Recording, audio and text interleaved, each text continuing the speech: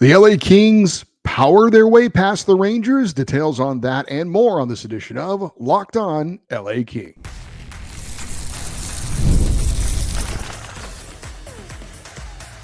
You are Locked On Kings, your daily podcast on the Los Angeles Kings, part of the Locked On Podcast Network, your team every day.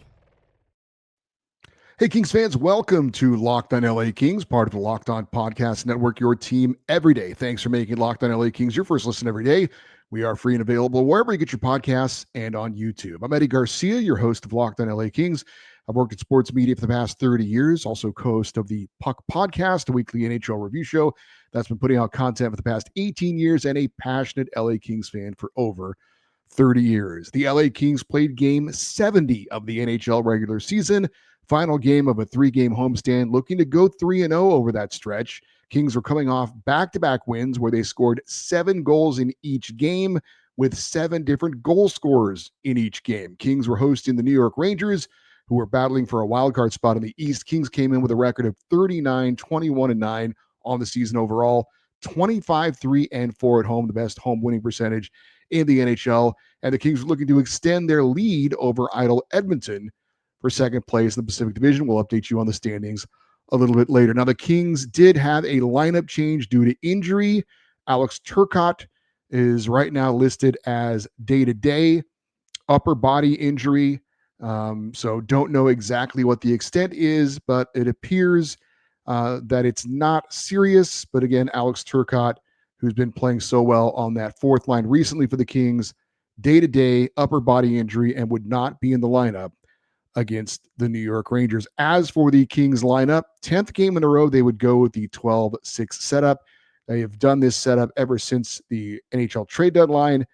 The Andrei Kopitar line would have Adrian Kempe and Andrei Kuzmenko on the wings. The Philip Deneau line would have Warren Foegele and Trevor Lewis. Actually, that's not right. That's Trevor Moore is in there with Foegele and Deneau. So Trevor Moore, after missing the one game, the previous game for the Kings against the Bruins, back in the lineup and back in his usual spot alongside of Deneau and Foegele. The third line would be Quentin Byfield centering Alex Laverriere and Kevin Fiala. And the fourth line, the Hellenius line, Samuel Hellenius centering Tanner Jeannot and Trevor Lewis in the lineup for a second straight game, but this time in for the injured Alex Turcotte. Akil Thomas would be the lone healthy scratch amongst the forwards for the Kings. Defensive pairings were unchanged. Mikey Anderson with Drew Doughty, Vladislav Gavrikov and Brant Clark, Joel Edmondson and Jordan Spence with Jacob Moverar and Kyle Burrows as the healthy scratches. Darcy Kemper would be back in net for the LA Kings. He's been so good for them lately. David Riddick serving as the backup. And I did want to mention for the New York Rangers, Jonathan Quick, the former LA Kings hero, greatest goalie in Kings history, would not be in net in this game. As expected, the Rangers are fighting for a playoff spot. They're going with their number one goalie, Igor Shesterkin. Also, no Arthur Kaliev returning to LA to take on the Kings. And this one will mention what he's been going through a little bit later on. The big question for me, though, going into this game against the Rangers, and I'm going to mention this for every game the rest of the way in the regular season, 2 points, 3 solid periods. That's where you're looking for the LA Kings. You got to get the 2 points as we're trying to get home ice advantage in the playoffs. You want 3 solid periods because you want to be playing the right kind of hockey as you go into the end of the season and into the playoffs. And the last couple of games have been kind of easy for the LA Kings. Would that continue? Would the offensive scoring continue? And would the offense keep rolling? As for the scoring summary in this game, the Rangers would have the first goal in this one. A little bit controversial. Actually, we would have a scoreless opening period, but in the second period, there was a goal that, well, a save was made by Darcy Kemper. There was no ruling on the ice that it was a goal, but after a stoppage in play, there was a review in Toronto, and they ruled that the puck actually did completely cross the goal line, and the Rangers grabbed a 1-0 lead. However, the Kings would respond with a pair of power play goals.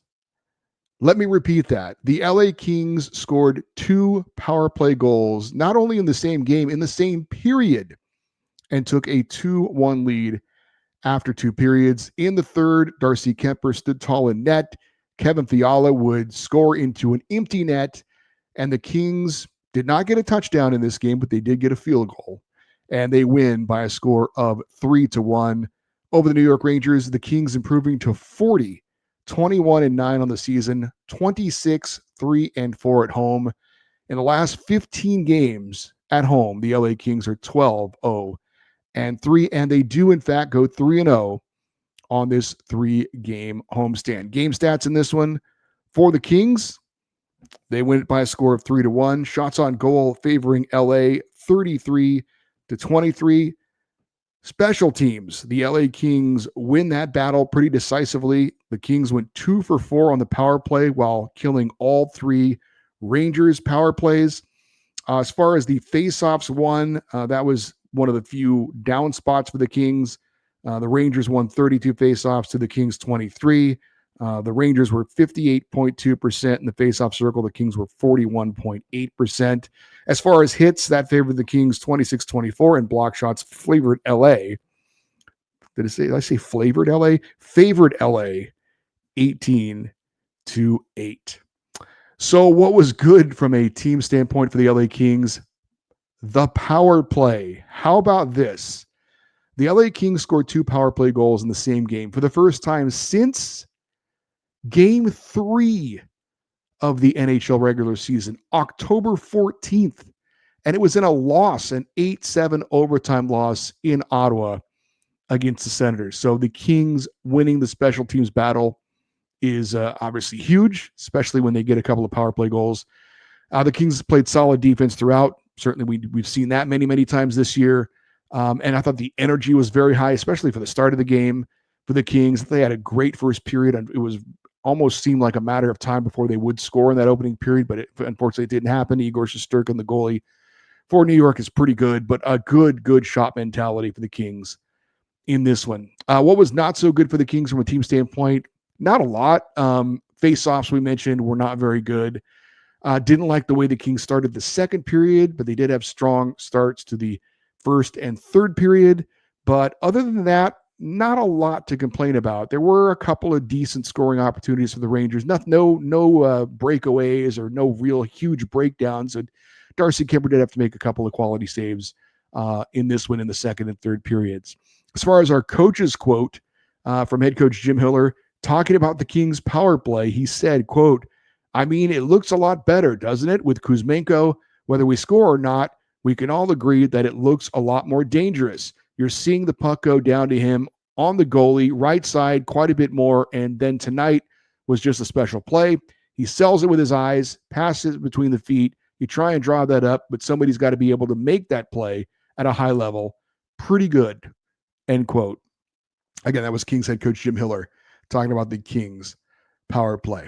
As far as the big takeaway from this game, this is actually probably a more impressive win than the 7-goal blowouts in the last 2 games. Those were great. It was fun to watch. It's great to get a lot of people involved. The Kings, obviously, we know they've got the defense. Can they have enough offense? So it was great to see. But I think in this game, you fall behind, you fight back, you take advantage of your opportunities, and then you lock it down in the third period. Winning a tough game against a desperate team, against a really good goaltender.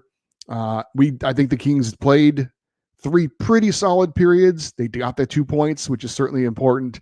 And for the Kings, this was the 26th home win of the season for LA. That has tied the franchise record for most home wins in a single season. The Kings are absolutely going to break that record without any doubt in my mind, because the Kings right now are, without question, the best home team in the NHL.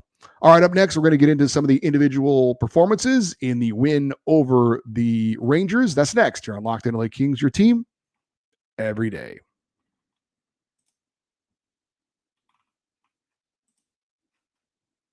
March Madness is here, and FanDuel is giving you the chance to get in on the action like never before. Plus, new customers can get $200 in bonus bets if your first $5 bet wins. That's $200 in extra cash that you could use on everything from buzzer beaters to Cinderella stories and even who's cutting down the nets. Forget about the underdogs. I'm picking the Blue Bloods this year, and FanDuel makes it easy to back them with spreads, totals, and game props with Tournament games happening almost every night. There is always something exciting to bet on.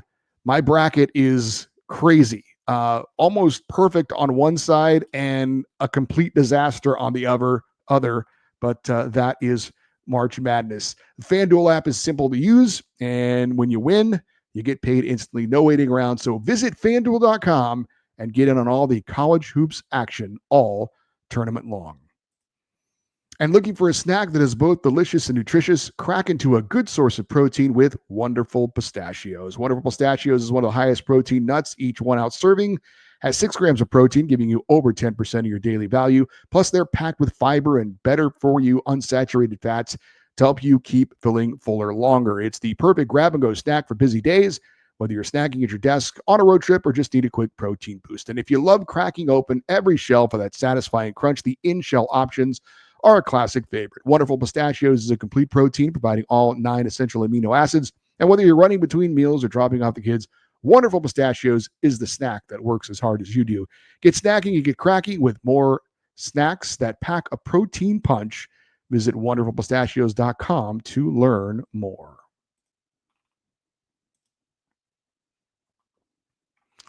All right, let's talk about some of the individual performances in the win over the New York Rangers. And of course, we typically start with the goaltender, and that would be Darcy Kemper. He did not see much action in the opening period, but saw quite a bit in the second and third periods. 14 shots on him in period number 2. Mentioned the Rangers would get the first goal of the game. Their only goal of the game came in that second period. Now, Kemper made a pad save, kind of almost kicking the puck out of the net as he kind of swept his leg through the crease.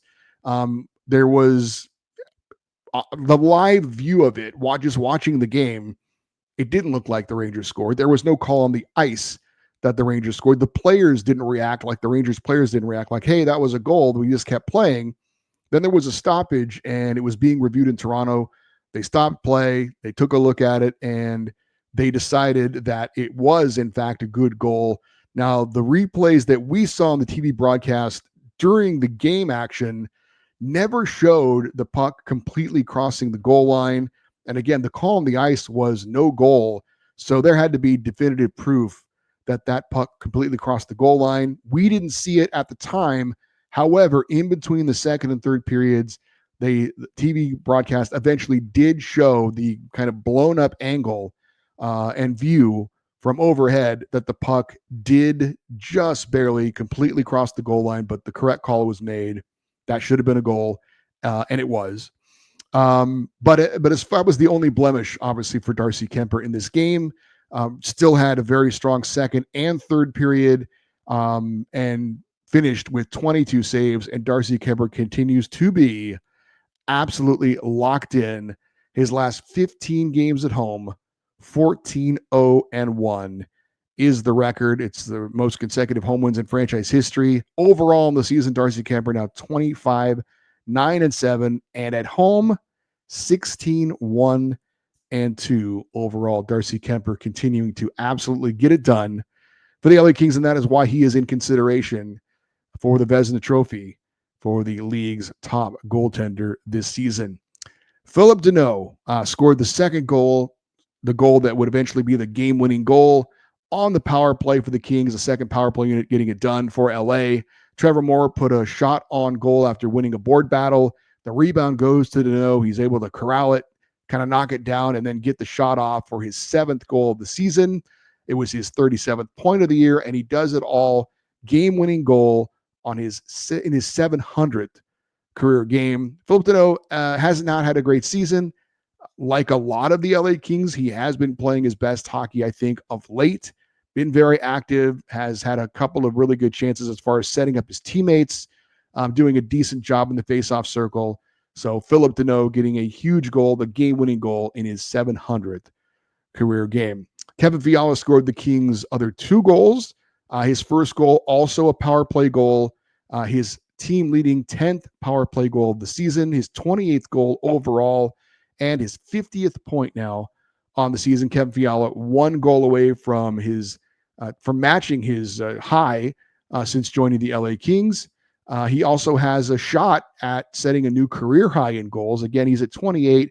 His career high in a season is 33, and there's still 12 games left to go. So 5 away from matching his career high with 5 games left to go in the season is Kevin Fiala. Quinton Byfield did not have a point. However, Q was big in this game, especially in a couple of key areas, including drawing 3 penalties in this game, and the Kings would convert on 2 of those 3 penalties. So big effort by Q, keeping his feet moving, being aggressive, getting in on the play, getting possession of the puck, and forcing his opponent to take 3 penalties against him. So impact for Quinton Byfield, despite the fact that he did not have a point in this game. Jim Hiller mentioned him. Andrei Kuzmenko, 3 straight games now with a point. He's got 24 on the season, made an absolutely beautiful, perfect pass to Kevin Fiala for a tap-in goal. Kuzmenko did the heavy lifting on that one. Fiala just had to hold onto his stick tight and redirect the pass into the net. He also had one moment in this game, and we've talked about it before. His stopping and starting ability is as good as anyone in the NHL. He is as quick and as elusive as any forward in the NHL when he gets the puck on his stick and he stops and he starts and he changes direction. And there was one play where he made the Rangers player fall down trying to stop and start and stay with him, and then set up Adrian Kempe for a good scoring chance. Wasn't able to finish on that one, but Andrei Kuzmenko is making an impact. And if you watch the show at the trade deadline, I said I was fine with the acquisition, but I wasn't expecting that much out of him. He has been better than I would have expected. He has helped the Kings power play look better. He's got some very creative moves around the net and can pass, make spinning backhand passes right on the tape. He's very creative down low, especially on the power play. So Andrei Kuzmenko making an impact with the LA Kings. Anze Kopitar assisted on the Kings' first power play goal, his 57th point of the season. He's one behind Adrian Kempe for the team lead. It was also the 1,268th career point for the Kings captain. He passes Hall of Famer Jean Rattel, ironically a former Rangers star.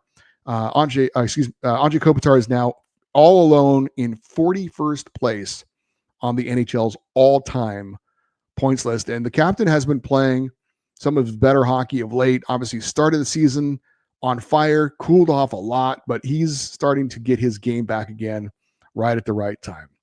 Trevor Moore back in the lineup after missing the 1 game due to injury. I did not see any effects of whatever that injury was that kept him out of the previous game. He picked up an assist on the Kings' second power play goal, his 33rd point of the season, but if you would not have known he sat out the previous game with some sort of an injury, you would never have known it from watching him. He didn't look like he was coming back from an injury, skated just fine. Everything, all parts of his game looked like he was completely fine. Unfortunately, we do have some injury news coming out of this game, and that involves Tanner Jeannot. He was hurt in the 3rd period. It was apparently a non-contact injury, so that makes you think possibly some sort of a pulled muscle, something like that. He struggled to get to the bench, so clearly it's a lower body injury, a leg injury, an ankle injury. He went immediately to the locker room, and he did not return to the Kings bench. Kings insider Zach Dooley reported afterwards that Jeannot will not travel with the Kings for their upcoming road game Thursday in Colorado. It's just 1 game on the road and then back home, so he's not going to be traveling with the Kings for that game against the Avalanche. And this is unfortunate because Tanner Jeannot has really been playing well of late. Certainly hoping this is nothing too serious, but he's been a big part of that 4th line playing so well lately. Before the injury, he also had an eventful moment in this game in particular when he dropped the gloves with 6'9" Matt Rempe. Jeannot showing his strength in this one as he kind of pulled Rempe down by the jersey, kind of off balance, right as he threw a strong right hand. It kind of grazed Rempe as he was going down. It actually looked a lot more impressive real time. But when you saw the replay, Rempe was kind of falling down, but Jeannot came very close to a solid connect right to Rempe's Matt Rempe is a young guy, but he's kind of made a name for himself, getting into a lot of fights, kind of being an imposing physical presence. And Tanner Jeannot stood up to him. And certainly, if you were going to say who won and lost, it was no question. I mean, Jeannot certainly won that fight. But again, the big story, though, Tanner Jeannot playing well, suffering a non-contact injury, and will not make the trip to Colorado. So hopefully, again, that's a short-term injury. Hopefully the Kings are being more cautious than anything. I did want to mention Alex Laferriere. If there is anybody on the LA Kings right now that I could wish a goal for, it would be Alex Laferriere. He is getting so many good chances, and he keeps coming up short. Shesterkin made a wonderful save on him on a shot that was saved, bounced off the end boards and came back to him. He had 5 shots on goal. He's active. He had a couple of quality scoring chances, but it's just not going in for him right now, when at the beginning of the year it was going in for him. So Alex Laferriere, 11 goals in the first 2 months. He's only had 4 since, and he's on a 16-game goalless drought, but he is still skating hard. He is still making an impact with how hard he's playing and ways forechecking and all that.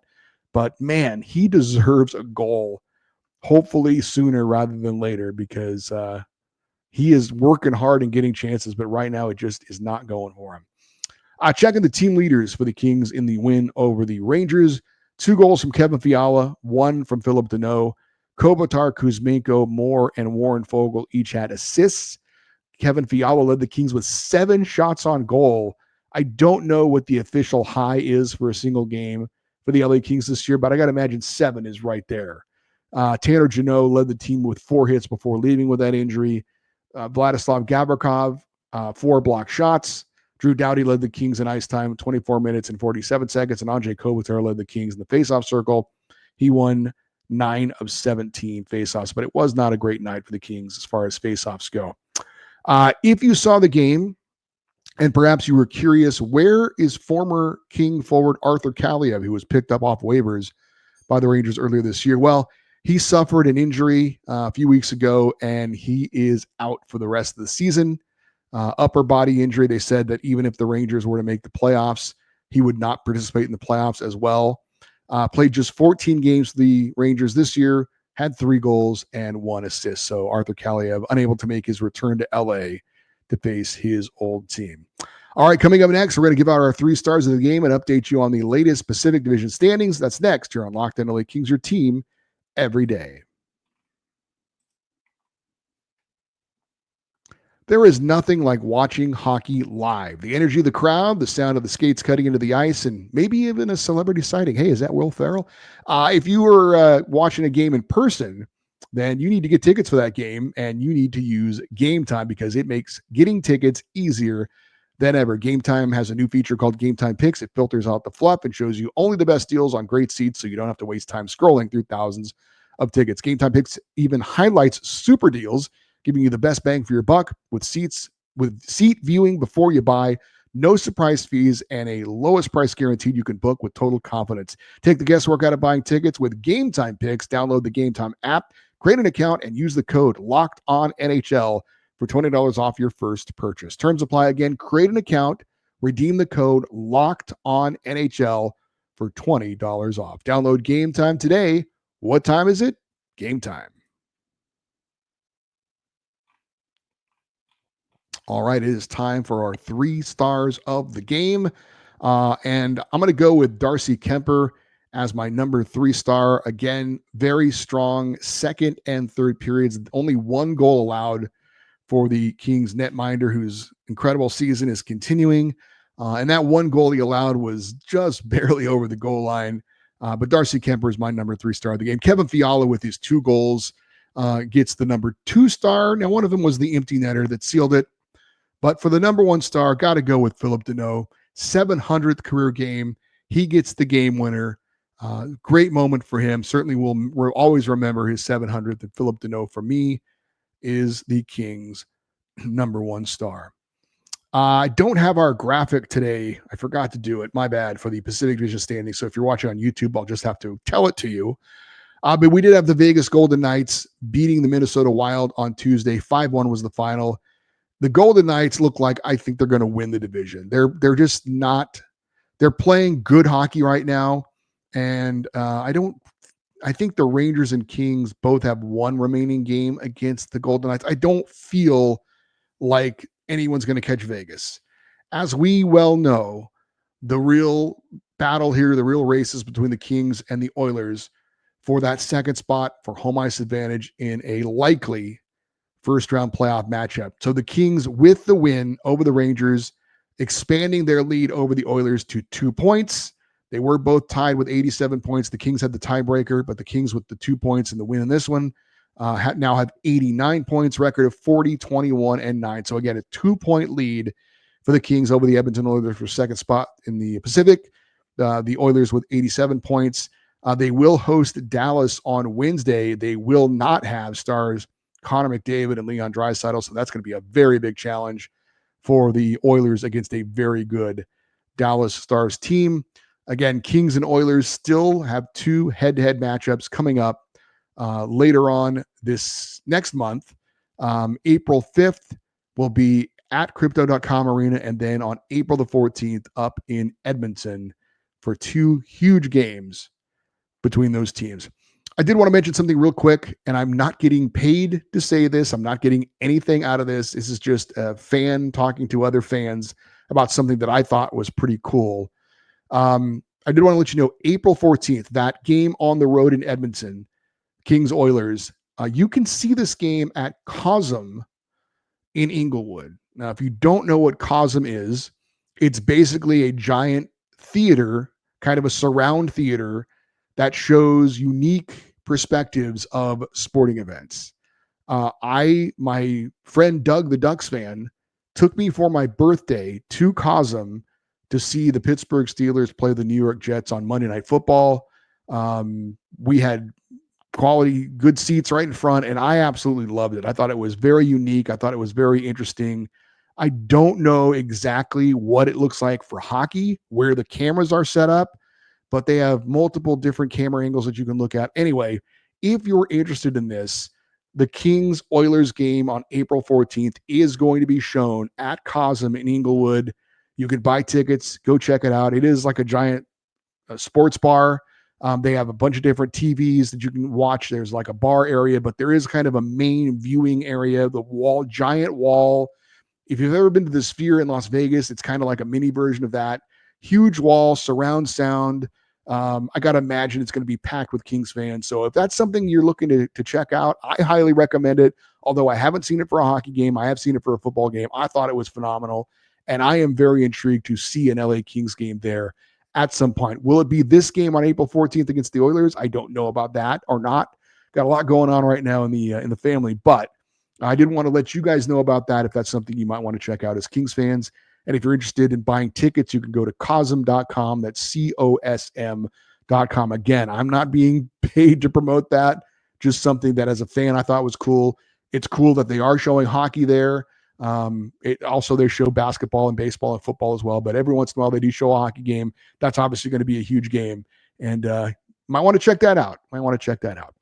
All right, the Kings are off on Wednesday. They'll be back in action for that one game on the road in Colorado against the Avalanche on Thursday, and then it's back home for back-to-back games this weekend for the LA Kings as they look to take some of their success at home on the road.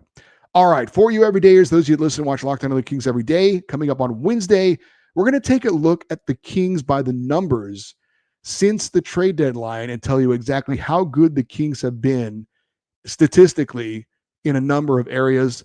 We also have a bunch of Kings prospects about to take the ice in postseason play coming up on Thursday and Friday and Saturday.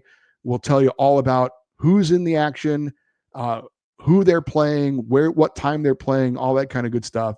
And we'll keep track of that going forward as well. All right, if you want to send an email for our Friday fan feedback show or anything else, any other reason, the email address is lockedoneddie@gmail.com, EDDIE. You're always welcome to post your thoughts as well if you're watching on YouTube in the comments section. And we'd love for you to stay connected with us on social media, X, Twitter, Instagram, TikTok. We are at Locked On LA Kings. I'm Eddie Garcia. Thank you for listening and watching this episode of Locked On LA Kings, part of the Locked On Podcast Network, your team every day. Have a great rest of your day. We'll talk to you tomorrow. And as always, go Kings, go.